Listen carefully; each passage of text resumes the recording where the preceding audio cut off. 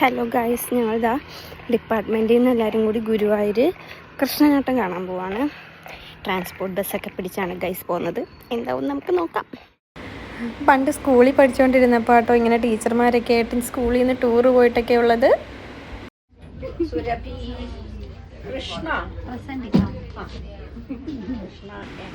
ടീച്ചറുടെ കുട്ടികളെല്ലാവരും വന്നിട്ടുണ്ടെന്ന് ഉറപ്പ് വരുത്തിയിട്ടുണ്ട്. അങ്ങനെ ഞങ്ങൾ കയറിയപ്പോൾ തൊട്ട് ഞങ്ങളുടെ പരിപാടികൾ തുടങ്ങി. പാട്ടായി, ഡാൻസായി, പിന്നെ ഭക്ഷണമായി. പിന്നെ അവിടെ എത്തി തദ്ദേശ ദിനാഘോഷത്തിൻ്റെ ഭാഗമായിട്ടുള്ള കൃഷ്ണനാട്ടമായിരുന്നേ, അത് കാണാനായിട്ടാണ് എത്തിയത്.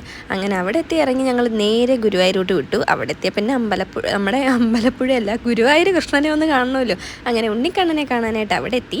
അത് കഴിഞ്ഞിട്ട് ഞങ്ങൾ അവിടെ മ്യൂസിയം ഉണ്ടായിരുന്നു. ആ മ്യൂസിയത്തിലൊന്ന് കയറി കാണാമെന്ന് കരുതി എല്ലാവരുടെ മ്യൂസിയത്തിൽ കയറി. ഇത് ഞങ്ങളുടെ ടീച്ചർമാരും മാഷിമാരും HOD എല്ലാവരോടും എന്തോ വലിയ ചർച്ചയിലാണ്.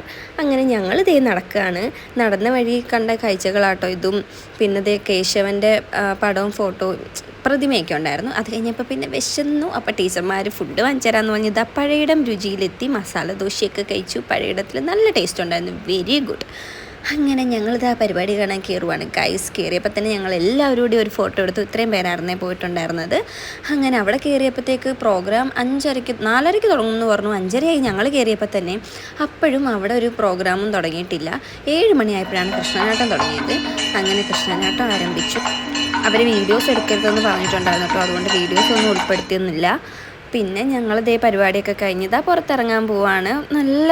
നമ്മൾ മറ്റേ കഥകളി കാണുന്നതൊന്നും എനിക്ക് നല്ല ഇഷ്ടപ്പെട്ടു കേട്ടോ കൃഷ്ണനാട്ടം. ഒരു ദിവസം എന്തായാലും ഫുള്ളായിട്ട് വന്നിരുന്ന് കാണണം.